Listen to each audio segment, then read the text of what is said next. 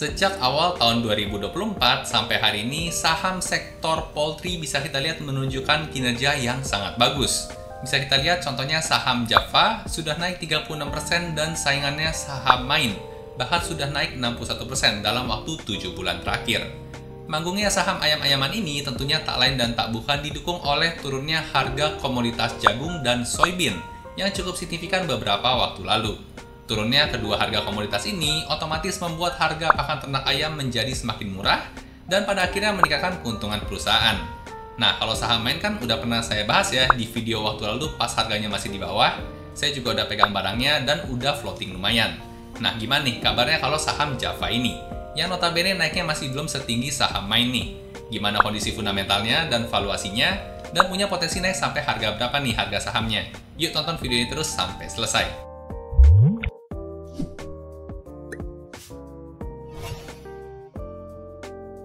Halo dan selamat datang kembali di channel saya, Jonathan Tamrin. Buat teman-teman yang baru pertama kali nonton, di channel ini saya sharing hal-hal seputar saham dari sudut pandang fundamental. Ada analisa saham, ada mindset investasi, dan ada update berita terkini. Jadi buat teman-teman investor, boleh banget nih, diklik tombol subscribe dan nyalakan lonceng notifikasinya biar nggak ketinggalan update-update video berikutnya. Di video kali ini, saya mau sharing hasil analisa fundamental dan valuasi dari saham Java, update kuartal 2 tahun 2024. Gimana update kinerja fundamentalnya dan seberapa optimis harga sahamnya bisa balik all time high lagi? Yuk langsung kita lihat aja pembahasannya. Oke, sekarang kita bakal coba bedah kondisi fundamental dan valuasi saham Java. Buat analisanya saya akan gunakan file RDFA ya. Buat teman-teman yang belum tahu, RDFA merupakan singkatan dari Rekap Data Fundamental Emiten. File ini merupakan file Excel yang saya buat sendiri untuk memudahkan saya menganalisa saham tentunya. Berisi rekap data fundamental inti lengkap semua emiten dalam waktu 10 tahun terakhir. Buat teman-teman yang mungkin tertarik sama filenya, bisa langsung cobain free sampelnya di website jotamrin.com ya. Sekarang kita memakai buat analisa saham Java dulu. Nah, buat mulai analisanya, kita tinggal ganti aja kode saham di sini sama kode saham yang mau kita analisa, yaitu Java ya, JPFA. Nah, setelah di enter, maka langsung muncul ya semua data-data fundamental inti dalam waktu tren 10 tahun terakhir. Jadi kita bisa lihat untuk update-nya yang kuartal 2 tahun 2024 ya, sudah yang terbaru. Dan untuk angka-angka di sini semua sudah dalam miliar rupiah semua. Dan untuk versi tahun terakhirnya juga ada dua versi ya. Ada yang last quarter-nya aja, yaitu yang data terakhir kuartal 2. Dan ada versi yang disetahunkan, biar kita gampang kalau kita mau compare dengan kinerja tahun-tahun sebelumnya. Nah, sekarang kita langsung aja mulai analisa fundamental saham Java. Nah, kita kenal dulu ya sekilas profil perusahaannya. Kode sahamnya JPFA, nama perusahaannya Java Confit Indonesia Tbk. Dan untuk angka kapitalisasi pasar ya, atau market cap perusahaan ada di angka 18,7 triliun rupiah. Nah, angka 18,7 triliun ini nggak bisa dikatakan kecil ya, tapi nggak bisa dikatakan cukup besar juga sebagai saham blue chip. Jadi buat JPFA ini masuk dalam kategori saham second liner. Lanjut untuk sektornya masuk ke IDX non-cyclical dan subsektornya masuk kategori fish, meat, and poultry. Seperti yang kita tahu, Java ini lebih dominan untuk penjualan di poultry-nya ya, yaitu terkait dengan ayam-ayaman. Untuk IPO-nya sendiri sejak tahun 89 ya, jadi udah cukup lama juga melantai di bursa dan harga sahamnya sekarang di harga Rp1.600 per lembar sahamnya. Nah, sekarang kita akan langsung bedah ya ke laporan keuangan yang pertama, yaitu laporan laba rugi nih, biasanya yang paling disukai sama investor. Kita masuk ke bagian penjualan dulu, kita lihat gimana update-nya per kuartal 2 tahun 2024 ini. Nah, di sini kita bisa lihat ya, selama 10 tahun terakhir seperti anak tangga nih, kecuali tahun 2020 memang ada pandemi COVID ya, sedikit turun, tapi sudah kembali recover di tahun 2021 dan terus naik sampai update yang terakhir di kuartal 2 tahun 2024. Dan kalau kita lihat di grafik yang paling kanan ini ya, kuartal 2-nya kalau disetahunkan itu berpotensi untuk mencetak kenaikan sebesar 8,05% dibandingkan dengan kinerja tahun 2023-nya. Nah, di bawahnya juga kita bisa lihat ya, untuk angka CAGR-nya di 9,2%. Ini artinya selama 10 tahun kalau dipukul rata, growth-nya itu 9,21%. Dari 25 triliun ke 55,2 triliun di sini. Setiap tahunnya naik 9,2%. Nah, jadi di sini kita bisa cukup oke ya, untuk growth year on year-nya ternyata kurang lebih mirip nih sama CAGR 10 tahunannya. Nah, dari sisi penjualan atau revenue-nya masih menarik ya untuk Java ini sampai update yang terakhir. Sekarang kita ke pecahan selanjutnya nih, yaitu laba kotor atau gross profit-nya. Nah, di sini kita bisa lihat ada hal yang menarik ya, di mana sejak tahun 2021 sampai tahun 2023 angka gross profit-nya itu terkikis sedikit-sedikit. Nah, kenapa bisa seperti itu? Ya, tak lain dan tak bukan karena harga komoditas jagung dan soybean tadi. Kalau kita cek ya, memang untuk tahun 2023 itu harga jagung itu memang sempat cukup tinggi Dan harga jagung yang cukup tinggi ini otomatis jadi beban ya kalau mau menternak ayam. Dan masuk tahun 2024 sudah tercermin ya pengaruh dari harga jagung ini yang sudah mulai turun, otomatis gross profitnya juga ikut mulai meningkat. Dan kalau kinerja kuartal 2-nya ini konsisten ya, bisa sampai akhir tahun seperti ini, maka berpotensi untuk mencetak angka 10,7 triliun nih buat gross profitnya di akhir tahun 2024. Atau naik sekitar 42,63%. Jadi ini memang menarik sekali. Nah, sekarang kita coba lanjut ya ke pecahan selanjutnya, yaitu terkait dengan laba usaha atau operating profit. Di sini juga mirip ya, karena memang gross profit yang meningkat, ya otomatis juga punya dampak yang positif ke laba usahanya. Di sini kita bisa lihat punya potensi untuk kenaikan sebesar 135% dibandingkan dengan kinerja tahun 2023. Bahkan untuk kuartal 2-nya sendiri aja ya, di tahun 2024 itu sudah melebihi kinerja di tahun 2023 sendiri. Nah, jadi memang untuk kenaikan harga saham ayam-ayaman ini memang sebenarnya udah cukup kelihatan juga ya kalau kita pantau laporan keuangannya sejak kuartal 1 kemarin. Nah, sekarang kita lanjut lagi ya ke poin yang paling menarik buat investor, yaitu laba bersih ya. Di sini juga kita bisa lihat hal yang menarik ya, di mana update kuartal 2-nya sudah melampaui kinerja setahun tahun 2023. Dan kalau kinerjanya tetap bagus seperti ini, maka potensi kenaikannya sebesar 218% dibandingkan dengan tahun 2023. Dari 930 miliar menjadi 2,9 triliun untuk laba bersih perusahaan. Nah, jadi sekilas memang sampai sejauh ini masih menarik banget ya buat kinerja fundamentalnya si JVFA, masih sangat solid di update-nya yang terakhir. Lanjut lagi ke pecahan selanjutnya, ada yang namanya beban bunga atau keuangan. Jadi kita bisa lihat ya untuk update yang terakhir punya potensi penurunan nih untuk beban keuangannya bagus, minus 10,34%.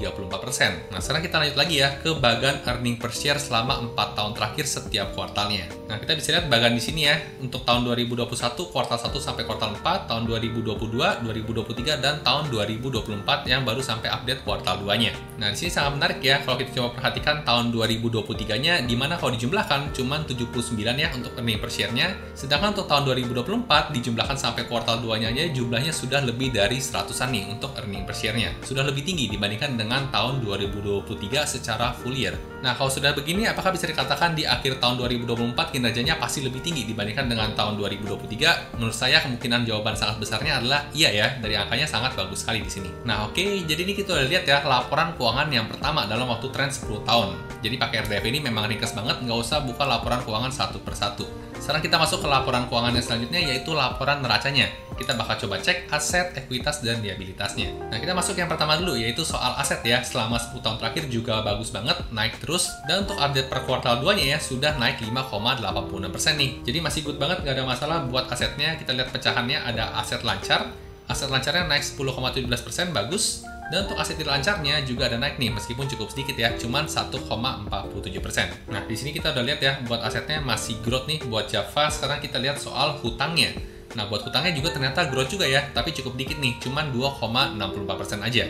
Kenaikan hutangnya sedikit tentunya selalu jadi kabar yang bagus buat perusahaan, apalagi kalau hutangnya berkurang, itu lebih bagus lagi. Lanjut kalau kita lihat pecahannya ya, hutang jangka pendeknya growth sebesar 6,29%, masih lebih rendah dibandingkan dengan CAGR-nya, bagus. Dan buat hutang jangka panjangnya di sini malah berkurang nih, minus 1,57%. Jadi sampai sejauh ini juga nggak ada masalah ya buat hutangnya. Dan dari sisi ekuitas atau modal perusahaan malah di sini lebih bagus lagi nih.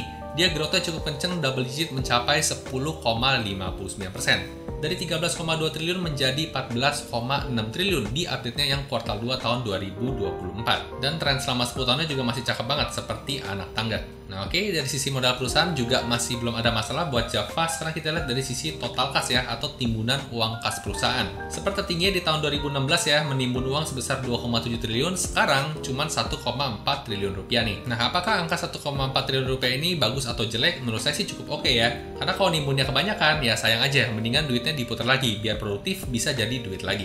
Jadi menurut saya untuk angka yang terakhir di sini cukup oke ya, nggak terlalu rendah seperti tahun 2015, tapi nggak terlalu tinggi juga kayak tahun 2016. Nah, lanjut ke pecahan selanjutnya, ada total piutang lancar nih selama 10 tahun terakhir. Kita bisa lihat angkanya selama beberapa tahun terakhir cukup stagnan ya, di kisaran 2,3 sampai 2,4 triliun rupiah. Nah, kalau ngomongin piutang sih sebenarnya idealnya itu terus bertambah ya, karena biasanya semakin tinggi piutang itu semakin tinggi juga penjualan perusahaan. Ya cukup disayangkan ya, beberapa tahun terakhir angkanya cukup stagnan, tapi ya bagusnya stagnannya di angka yang cukup tinggi. Nah, lanjut lagi ke soal persediaan lancar ya, selama 10 tahun terakhir semakin kesini angkanya semakin gede nih, atau sudah naik lagi nih 14,24% dibandingkan dengan tahun terakhir. Nah, kalau persediaan juga sama kayak kas ya, baiknya juga jangan terlalu tinggi, jangan terlalu rendah juga. Karena kalau ketinggian seperti ini menimbulkan kesan kalau produknya nggak laku nih, numpuk di gudang aja. Nah, ini juga jadi salah satu hal yang perlu diwaspadai ya, jangan sampai oversupply nih. Karena kalau supply-nya terlalu tinggi, sedangkan demand-nya tidak setinggi itu, ya perlu hati-hati. Karena ke belakangnya bisa jadi harga jualnya jadi turun nih, yang otomatis pada endingnya menurunkan kinerja perusahaan.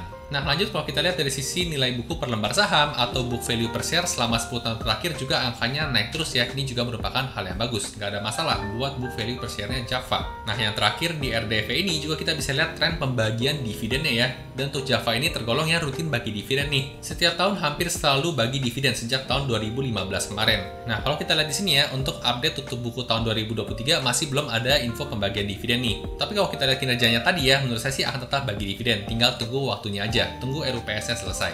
Nah, oke, ini soal laporan neraca. Sekarang kita lari ke laporan yang ketiga, yang penting juga yaitu laporan arus kas. Ada juga di RDF ini, tinggal klik aja di bagian atas sini. Nah, untuk laporan arus kas ada 3 komponen ya. Seperti yang kita tahu, ada arus kas dari aktivitas operasi, cash flow from operation. Ada juga yang namanya arus kas dari aktivitas investasi ya, cash flow from investment. Dan yang terakhir ada yang namanya arus kas dari aktivitas pendanaan, atau cash flow from financing. Sekarang kita lihat satu-satu dari yang CFO dulu. Kita bisa lihat selama 10 tahun terakhir angkanya positif terus nih. Dan ini merupakan hal yang bagus ya. Kenapa? Karena kalau angkanya positif, itu tandanya duit lebih banyak masuk dibandingkan yang keluar di tahun tersebut.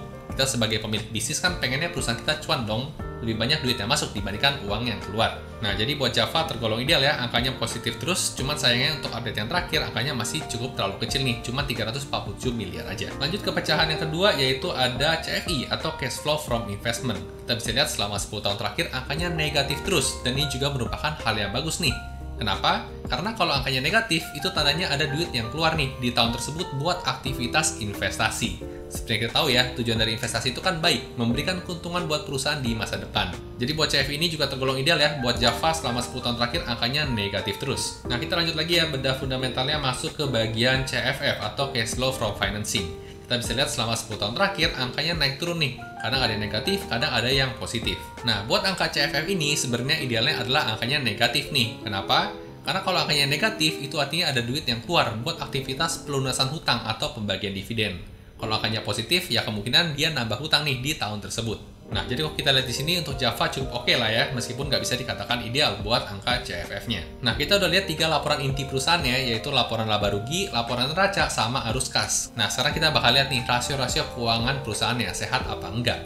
Kita masuk ke bagian rasio keuangan. Yang pertama kita akan coba lihat dari sisi profitability margin perusahaan nih. Ada 3 garis ya, ada yang hitam, ada yang biru tua, dan ada yang biru muda. Yang hitam di sini adalah angka gross profit margin, GPM ya, atau margin laba kotor. Yang warna biru tua adalah margin laba usaha, dan yang warna muda adalah margin laba bersih atau net profit marginnya.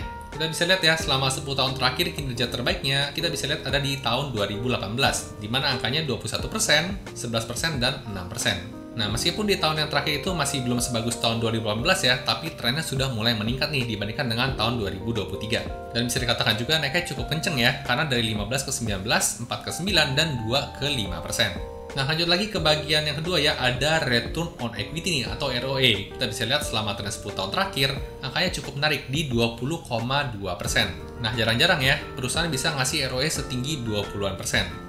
Apalagi kalau kita bandingkan dengan kinerja tahun terakhirnya ya, cuma 7% dia naik sampai 20-an%. Dan ini merupakan hal yang bagus banget buat si Java ini. Average-nya selama 10 tahunan di kisaran 14,8% dan sekarang posisinya sudah di atas average-nya. Nah, oke, kita lanjut lagi ya, lihat ke bagian rasio hutang nih sekarang, yaitu debt to equity ratio atau rasio DER. Selama 10 tahun terakhir angkanya rata-rata di 1,43 dan posisi sekarang di 1,40. Karena di sini kalau kita lihat angkanya masih di bawah 1,5 nih. Dan sebenarnya bakal lebih ideal lagi kalau bisa angkanya di bawah 1. Tapi buat Java di kisaran 1 sampai 1,5 menurut saya sih cukup oke ya. Karena perusahaan 10 tahun berdiri pun juga memang kisaran hutangnya di kisaran 1 sampai 1,5. Jadi masih no problem. Lanjut lagi masih soal hutang-hutangan ya. Kita lihat cash rasionya ternyata angka tahun terakhirnya cukup kecil nih, cuma 0,13 aja. Menurut saya sih buat cash ratio itu idealnya di 0,3an nih angkanya. Nah, kalau angkanya serendah ini kita perlu hati-hati nih, jangan sampai duit kas perusahaan itu terlalu sedikit buat lunasin hutang jangka pendeknya. Karena tentunya kita nggak pengen dong invest di perusahaan yang mau bangkrut atau pilot. Lanjut ke bagian selanjutnya ada current ratio ya, di angka 1,67 tergolong oke nih karena sudah di atas 1, nggak ada masalah. Dan lanjut ke bagian quick ratio sekarang ada di angka 0,53. Nah, angka 0,53 ini agak kurang besar sih sebenarnya. Jadi kalau ngomongin soal hutang perhutangan ya, soal Java ini perlu kita pantau-pantau lagi. Jangan sampai mereka salah ambil angka, malah ujung-ujungnya bangkrut perusahaannya. Lanjut lagi ke bagian interest coverage ratio ya. Di sini bagus banget angkanya di 5,86. Nah, kalau angkanya setinggi ini, berarti perusahaan sangat mampu nih melunasi hutang berbunga perusahaan. Lanjut lagi ya, sekarang kita lihat bagian dividen yield-nya. Nah, ternyata kalau kita invest di saham Java, kita bisa expect dividen yield di kisaran 1-4%. Biasanya di kisaran 2-3%-an ya. Nah, apakah cocok kira-kira angka segini buat dividen hunter? Ya, nggak bisa dibilang tinggi banget, tapi oke lah ya buat duit jajan. Dan untuk tutup buku laporan tahun 2023 nanti, ya mungkin kita bisa expect untuk dividennya kita bisa dapat di kisaran 2,7%-an juga. Nah, oke, jadi kita udah bedah lengkap ya kondisi fundamental Java pakai file RDV ini. Sejauh ini kita bisa lihat ya, secara fundamental profitabilitas oke banget buat saham Java, tapi untuk soal hutang mungkin perlu dilihat lebih lanjut lagi nih. Nah, kalau sudah tahu perusahaannya memang menarik ya, tentu pertanyaan selanjutnya adalah soal harga sahamnya. Apakah harga sahamnya tergolong undervalue ya, masih murah, udah harga wajar atau sudah overvalue atau kemahalan? Nah, buat jawab pertanyaan itu tentu kita perlu lihat rasio valuasi yang ada juga di RDV ini. Kita masuk ke bagian rasio valuasi. Kita lihat undervalue atau overvalue. Nah, buat rasio valuasi sekarang kita akan coba pakai rasio yang pertama dulu ya, yaitu price to book value atau PBV. Kita bisa lihat PBV-nya selama 10 tahun terakhir, dan di update yang terakhir sekarang ada di angka 1,28 kali buat angka PBV-nya. Nah, buat teman-teman yang mungkin belum familiar ya cara pakai PBV, itu kita berpatokan pada angka 1. Semakin rendah dari angka 1 berarti semakin undervalue ya, semakin murah. Semakin tinggi dari angka 1, semakin overvalue atau kemahalan. Nah, di RDV ini juga saya biasanya pakai dua strategi ya. Ada strategi yang membandingkan dengan rata-rata 5 tahunannya, ada strategi yang membandingkan dengan angka fair di angka 1. Nah, kalau kita pakai strategi yang pertama ya, dengan membandingkan average 5 tahunannya, ada di angka 1,36, sekarang di 1,28. Itu artinya angka 1,36 ini sedang terdiskon sebesar 5,4%. Dan kalau misalnya angka 1,28 ini balik ya ke angka 1,36, dia punya potensi gain sebesar 5,7%. Yang otomatis target harga jualnya menjadi di 1.691. Sekarang harganya di 1.600. Yang tergolong fair value ya, nggak terlalu tinggi nih potensi gainnya menurut rasio PBV di strategi yang pertama. Nah, kalau kita pakai strategi yang kedua ya, dengan PBV fair di angka 1, ini malah punya potensi loss nih sebesar minus 22%. Dengan target harga fairnya di Rp1.247 atau slightly over value. Nah, lebih cocok yang mana? Pakai strategi yang average atau pakai yang patokan 1? Nah, menurut saya, kalau kita lihat grafiknya ya, Java ini kan memang perusahaan bagus ya secara fundamentalnya tadi. Memang perusahaan bagus itu jarang dihargai murah. Secara tren historinya pun juga biasanya di atas 1. Jadi menurut saya sih akan lebih cocok pakai strategi yang pertama ini nih, yang pakai average 5 tahunannya buat rasio PBV Java. Nah, jadi secara rasio PBV mengatakan Java sudah fair value ya, harga wajar nih di harganya yang sekarang. Nah, ini kan kalau menurut PBV ya. Sekarang kita akan pakai rasio yang selanjutnya, yaitu pakai rasio PE ratio atau price to earning ratio. Nah, kalau kita lihat angka PE rasionya ya, selama 10 tahun terakhir tergolong yang naik turunnya cukup kenceng nih. Kadang dia rendah banget di 8, kadang tinggi banget di 18. Dan sekarang posisinya ada di angka 6,34. Nah, buat teman-teman yang mungkin belum familiar ya cara baca rasio PE ratio, kita berpatokan pada angka 10. Semakin rendah dari angka 10 berarti semakin undervalue atau murah, semakin tinggi dari angka 10 semakin overvalue atau kemahalan. Di sini juga sama ya, strateginya ada dua, pakai yang average 5 tahunan, ada juga yang pakai patokan di angka 10. Nah, kalau menurut rasio PE ratio, pakai dua strategi yang manapun sama-sama mengatakan undervalue ya. Satu targetnya di angka 3.000-an dan satu targetnya di harga 2.500-an. Nah, lebih cocok yang mana untuk PE ratio sebenarnya bebas ya, bisa pakai juga yang average 5 tahunannya. Tapi kalau kita misalnya mau lebih konservatif ya, kita bisa pakai angka 10 ini aja nih, dengan target harga jual di Rp2.500 yang tergolong undervalue. Nah, tadi kan PBV mengatakan harganya sudah fair value, PE ratio mengatakan undervalue, jadi lebih percaya yang mana nih? Nah, biar lebih yakin lagi, kita tambahin aja rasio analisanya. Kita coba lihat lagi ke bawah ya, pakai rasio PEG atau price to earning growth. Nah, di sini untuk rasio PEG, dua-duanya mengatakan undervalue nih. Kalau kita lanjut lagi ya, pakai rasio selanjutnya, ada yang namanya price to cash flow ratio. Nah, di sini dua-duanya mengatakan overvalue, tapi ada tapinya nih. Untuk PCFR itu kurang cocok menurut saya pakai di Java. Kenapa? Karena tadi kita lihat ya, di angka arus kas operasional itu masih rendah banget di update kuartal 2-nya. Ya otomatis di sini angkanya jadi nggak normal nih, tinggi banget angkanya. Jadi buat Java kita coba abaikan ya yang PCFR ini. Nah, sekarang kita bandingin satu lagi deh, pakai rasio EPS growth ya, selama 10 tahun ke depan. Nah, dengan menggunakan asumsi 10 tahun ke depan itu inflasinya sebesar 50% dan growth EPS-nya konstan di angka 4%, maka kita bisa lihat hasilnya di sini untuk Java tergolong undervalue nih, dengan potensi gain sebesar 76% di target harga jual di 2.500 1.822. Nah, jadi dari sini kita udah lihat ya, dari 4 rasio yang kita gunakan, 3 mengatakan harga saham Java masih under value nih sekarang. Dengan target harga jualnya ya, kalau kita mau ngambil konservatif yang paling kecil, kita bisa lihat yang PE rasio tadi. PE rasio targetnya di Rp2.500 ya, untuk harga sahamnya saat ini di Rp1.600. Dan dari sisi makroekonomi juga masih mendukung ya, yaitu soal harga jagung dan soybean yang juga masih turun. Nah, setelah kita lihat semua data tadi, menurut saya untuk saham ayam-ayaman masih menarik ya buat dilirik nih. Cuman memang untuk momen paling menariknya ya saham ayam-ayaman ini yaitu ya waktu kuartal 1 kemarin. Pas saya bahas saham main nih pakai RDV ini juga. Dan tentunya seperti biasa saya disclaimer dulu ya, tujuan dari pembuatan video kali ini bukan untuk memberikan rekomendasi beli atau jual suatu saham. Jadi di sini saya hanya pure ya men-sharingkan temuan-temuan yang saya temukan menarik. Bagus kalau teman-teman dapat insight, tapi buat beli atau jual suatu saham, teman-teman tetap harus ngerjain PR-nya sendiri atau do your own research. Oke, jadi itu tadi hasil sharing analisa fundamental dan valuasi saham Java versi saya. Buat teman-teman yang tertarik sama file Excel RDV-nya, saat ini RDV kuartal 2 sudah ada 730-an emiten yang rilis laporan keuangan kuartal 2-nya. Teman-teman juga boleh coba file sampelnya dulu gratis, download aja langsung di website joethamrin.com. Jadi kalau cocok, bisa langsung pesan aja. Nah, kebetulan nih, karena lagi momen kemerdekaan, saya lagi adain promo khusus sampai 1 minggu ke depan. Bisa masukin kode voucher Merdeka17 pas check out di website. Ada diskon 17% buat all produk ya.